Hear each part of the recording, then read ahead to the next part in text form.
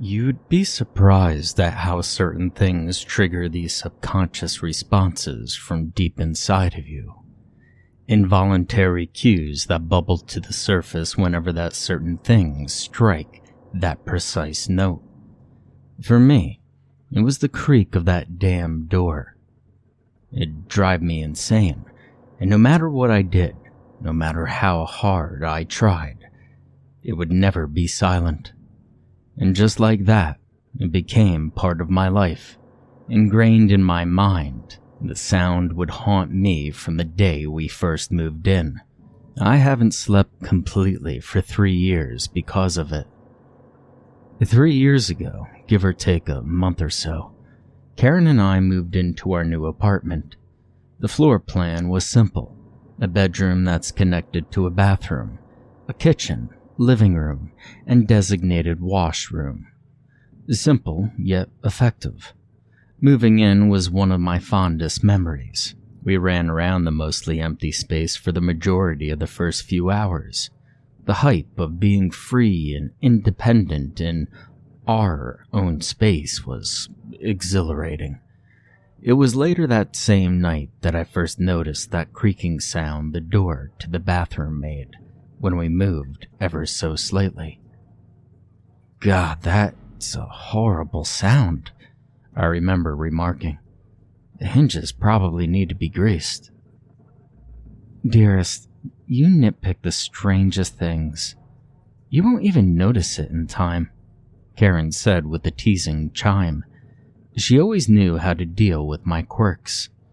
In time, the creaking didn't subside, nor did my perception of it. Whenever the door was opened or closed, the sound would pierce through my ears and dilute my thoughts. Though Karen was wrong about it leaving me, she probably knew that I'd adapt to it. The sound never became less annoying, don't get me wrong. I still hate it, but my patience for it grew out of necessity. Though even with my increased tolerance, the creaking was enough to stir me from my slumber whenever Karen rose to use the toilet. Maybe I'd never fully adjust after that. I can't tell you how many times I've sprayed grease into those old hinges on that seemingly older door. The owners of this complex must have cut some serious corners to have recycled doors, but the price for rent was cheap enough. You get what you pay for. Now, aside from the creaking of this door, everything else was perfect.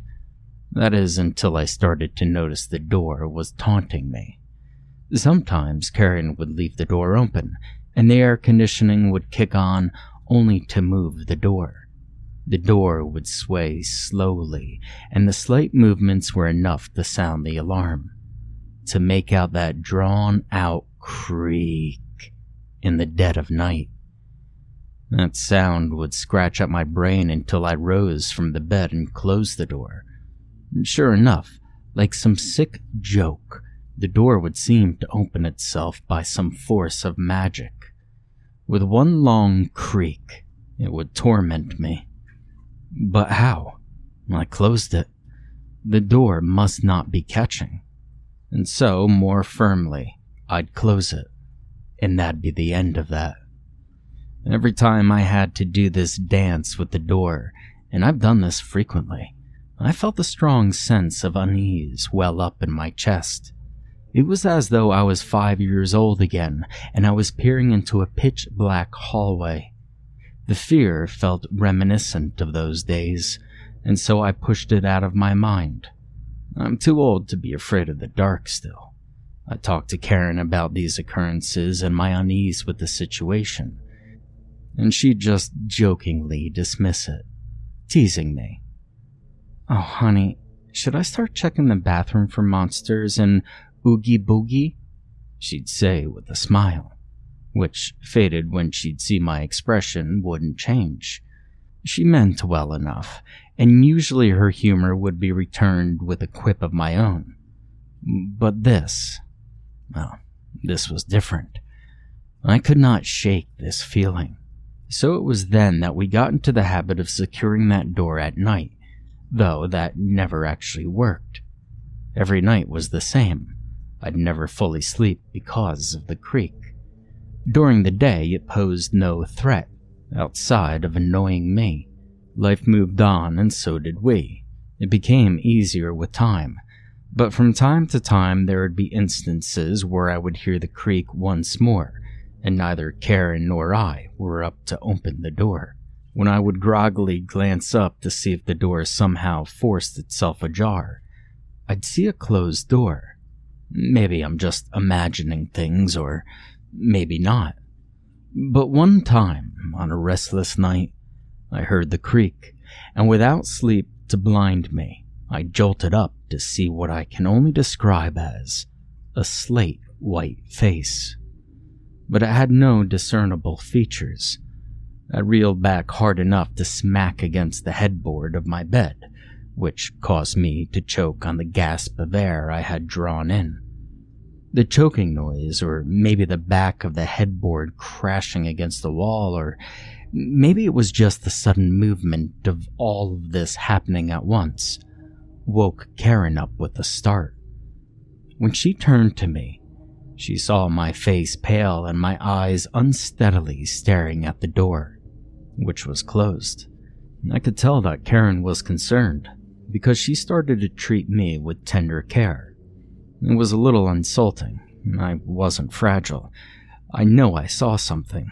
Or did I just dream it all up? After all, I hadn't slept well since we moved in. No other incidents occurred after that. The door still creaked. Sometimes it would pry open because it was on a crack. Nothing like that night, though. By the third year, Karen went to a conference for something or another in England, and I was alone in the apartment for a month. All went by smoothly, perhaps because I expected the worst. With work and games to keep me busy, the first 3 days sailed by like a gem. I hardly noticed the creaks, though they did wake me. And then there it was, without fail, a long, drawn-out, high-pitched creak. I had been playing games all night. Probably it was a bad idea to delve into the horror genre when I'm all alone and paranoid, but it was the newest Quiet Rise game, and it was scary as hell. Just as I laid my head to rest, it sounded like the devil's very own grinding teeth. It tormented me with its wicked shriek.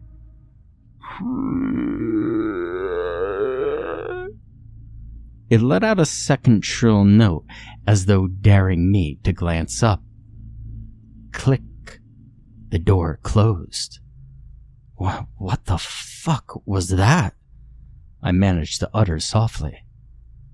Am I just dreaming things up again? I remember thinking, or rather praying. My chest ached as I drew rapid breaths from under my blanket.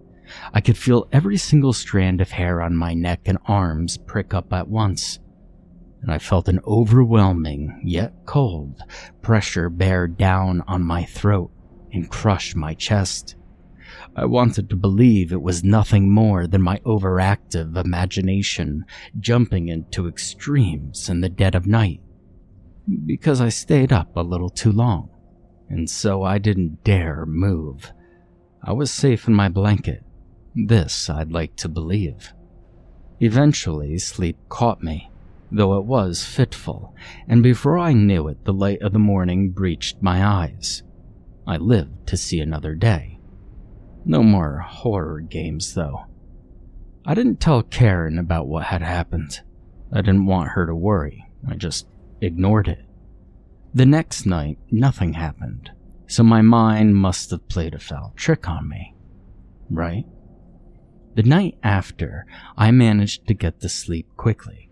I was exhausted after work and the day went well. Sleep was going to be rewarding.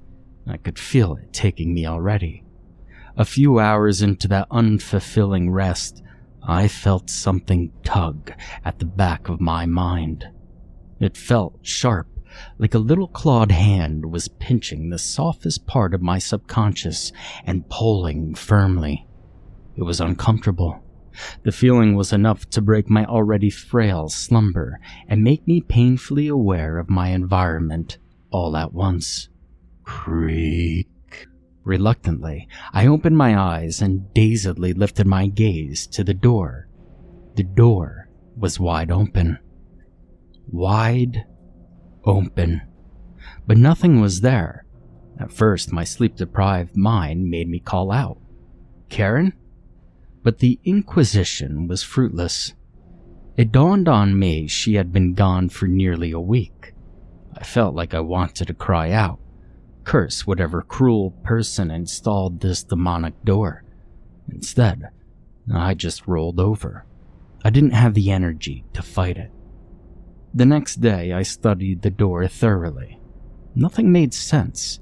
There should be no reason for it to open every night. I looked around the bathroom area to try to find some source that could be causing this. Maybe someone was playing a prank on me. Maybe Karen had been up to something the whole time. But I couldn't find a thing. The days went on after that, and days turned into weeks. 3 weeks in, and I still couldn't sleep peacefully. My mind grew frenzied. I was reaching the tipping point. What was going on? In time, this question and lack of an answer consumed me. It had got to the point where the fear was overridden by madness. I hated that door. I hated that creaking. I needed to end it. I went out and I bought 2 cameras that day. If I couldn't see anything, maybe they could. I set up one camera just above the headboard so that it might face the door. The other was on a desk parallel to the bed against the wall. I placed the camera there to watch me. And that night, I slept. Oh hell, it was a miracle. I didn't wake, but I didn't feel rested. I felt empty. But at least I couldn't hear the creaking. Ironic that this would happen when I set out for the truth. It would have almost driven me insane if it wasn't so funny. Now wasn't the time to dwell on this, though. I had to view the tapes. First, I removed the memory card from the camera affixed to my headboard and uploaded the video onto my computer. The first few hours were tame, and I felt my skin flush. Had I been acting nuts this whole time for nothing? Was the lack of sleep the cause all along?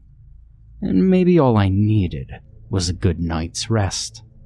I fast-forwarded the video. Nothing for the next couple of hours. But then, there was movement. I hit pause, backed up, and played it a few minutes before the movement began. My skin felt like an army of ants with needles for feet marched across my entire body. The door opened with that ear-splitting creak. At first, I wondered why I hadn't woken up. Every other time, the sound of the door was enough to take me from sleep. These thoughts were washed from me instantly as I saw it. The door had not opened on its own. A black entity, formless and slightly translucent, held onto the doorknob with what I can only imagine to be a hand. It was a shadow. No, that's not right. But that's the only word to describe it. It was like a shapeless silhouette, human-like in make, but with no definition whatsoever. Its body melded into one long mass as it reached from the floor to the ceiling. It had no legs or feet, and as it moved, it glided slowly across the floor. The top of it extended and narrowed slightly, forming a round top, which leaned forward and away from the rest of it. Periodically, something would bubble at the end of what I call its head. It looked like melting flesh when it happened, just black and almost see-through. This melting motion seemed to create a face in great torment. If I focused on it hard enough, the face would seemingly stare pleadingly in despair straight past the camera and into my eyes as it continued to melt. And at that moment, my ears began to ring. I thought my ears would burst. I tried not to look at those faces after that. It moved toward my bed. Why didn't I wake? The shadowed thing finally took a spot by my bed.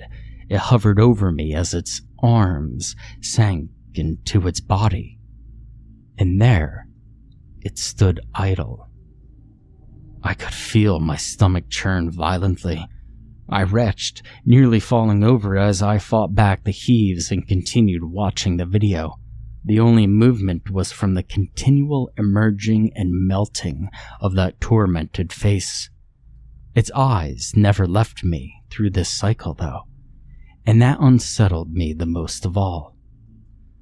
More appeared through the open doorway now, one after the other, and with each one that passed through the door, cried out with another howling creak. I never budged. I never moved. I was completely oblivious. They all had continually melted faces, which all bore a different face of agony, pain, anguish. All of them were different, and yet they all inspired the same feeling of dread deep inside of me.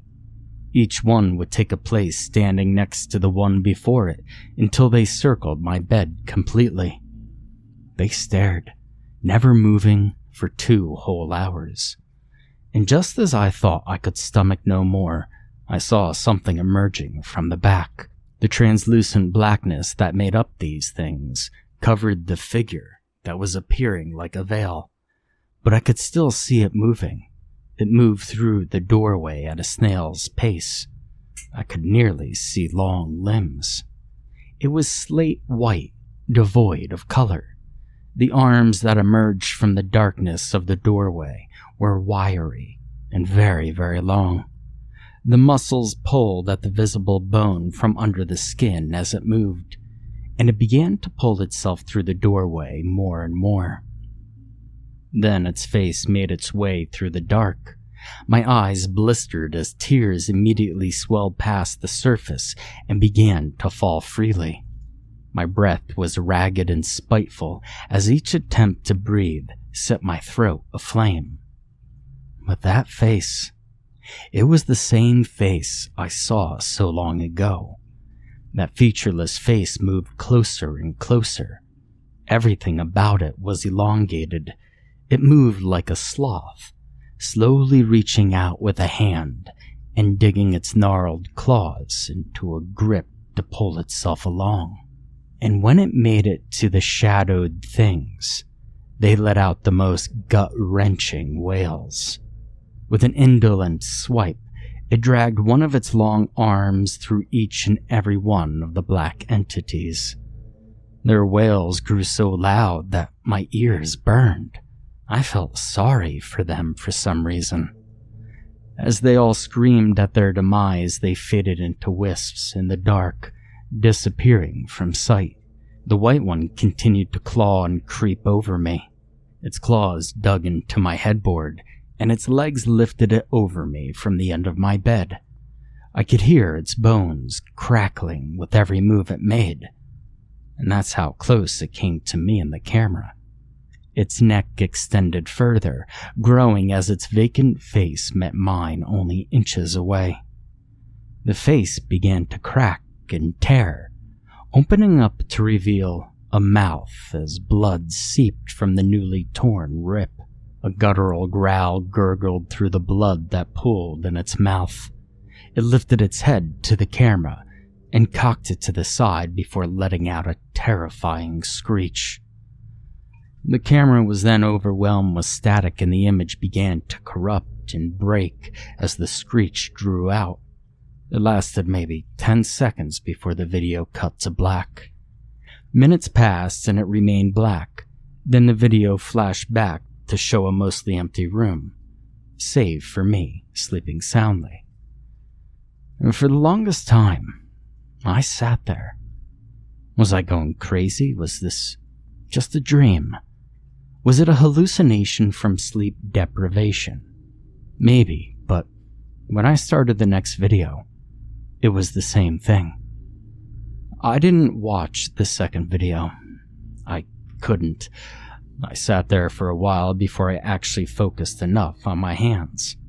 There was blood, and not just on my hands. It was all over me. I got up and dashed for the bathroom, slamming the door behind me. The mirror showed blood steadily streaming from my eyes, ears, nose, and mouth. I glanced down at my shirt through the mirror, which was drenched in blood. I lifted it. A bite mark bled freely from my side. It bit me, and I never stirred. I didn't even feel it until now. My body was shaking uncontrollably. What the hell? Creak? I could have sworn I closed the door behind me.